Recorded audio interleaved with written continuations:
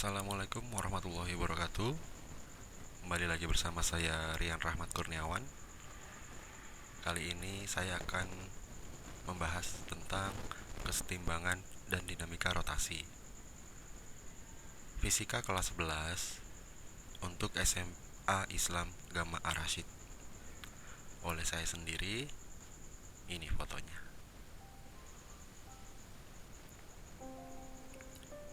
Nah, siapa di antara kalian yang memiliki lampu gantung di rumah?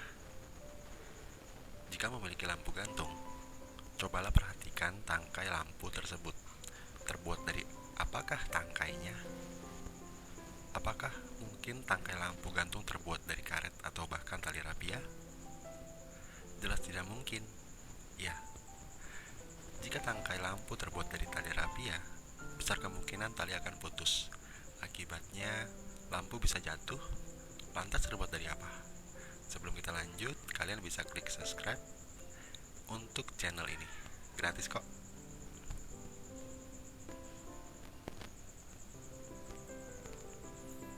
Lanjut ya. Biasanya gantungan lampu tersebut terbuat dari logam.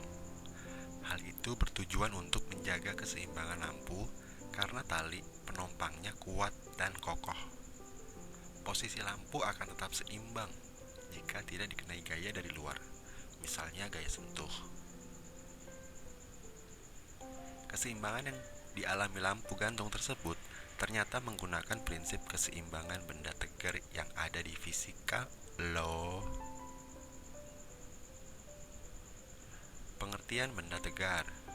Benda tegar adalah suatu benda yang bentuknya tidak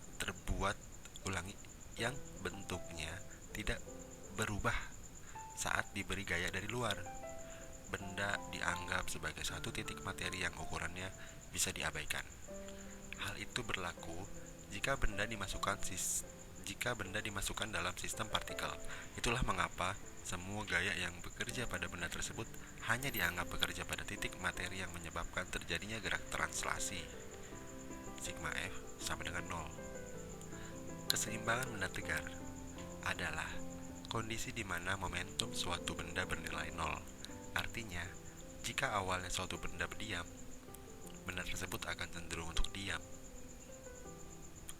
Syarat keseimbangan benda tegar.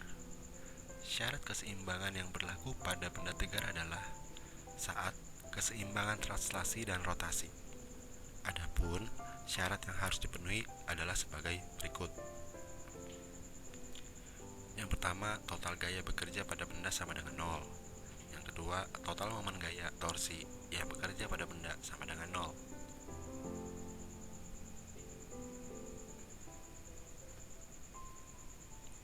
Keseimbangan benda tegar ada 3 jenis. Ada keseimbangan statif, ada keseimbangan labil, dan ada keseimbangan netral. Penjelasannya ada di akhir slide.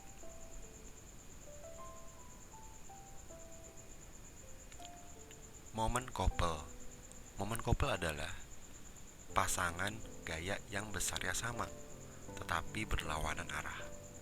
Couple yang bekerja pada suatu benda akan menyebabkan terbentuknya momen couple. Secara matematis, momen couple dirumuskan sebagai berikut. M sama dengan F dikali D. Keterangannya, M itu momen couple, satuannya Newton meter. Sementara F adalah gaya, satuannya Newton, dan D adalah panjang lengan gaya yang satuannya meter.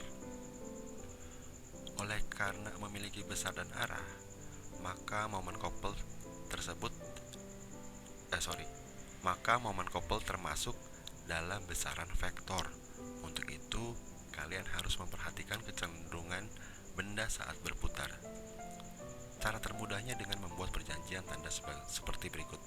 Misal, momen couple bernilai negatif jika berputar searah putaran jarum jam, dan momen couple bermuatan positif jika berlawanan dengan arah putaran jarum jam. Titik berat. Pada prinsipnya, sebuah benda terdiri dari banyak partikel di mana setiap partikel memiliki berat. Resultan seluruh berat partikel di dalam benda disebut sebagai berat benda. Berat benda bekerja melalui satu titik tunggal yang disebut titik berat atau titik gravitasi. Untuk benda yang ukuran real terlalu besar, titik berat hampir berhimpit dengan pusat masanya. Titik berat benda berdimensi 1 secara matematis dirumuskan sebagai berikut. Kelihatan gak gambarnya? Kelihatan lah ya. Oh, ini harusnya yang kedua nih. Titik benda berdimensi 2 secara matematis dirumuskan sebagai berikut. Kalau tadi kan berdimensi 1, yang ini berdimensi 2.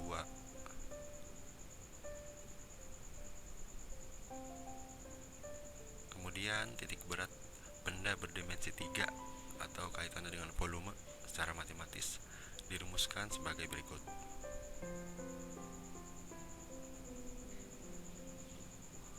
Wah, ada tugas nih. Nah, lihat gambarnya udah. Ada papan dari A sampai C bermasa 40 kg dan memiliki panjang 3 meter. Jarak antara tumpuan A dan B adalah 2 meter. Di B, papan dapat berputar. Nah, sebuah robot masanya 25 kg berjalan di atas papan dari A menuju ke C. Berapa jarak minimum robot itu dari titik C agar papan tetap seimbang? Berapa ya?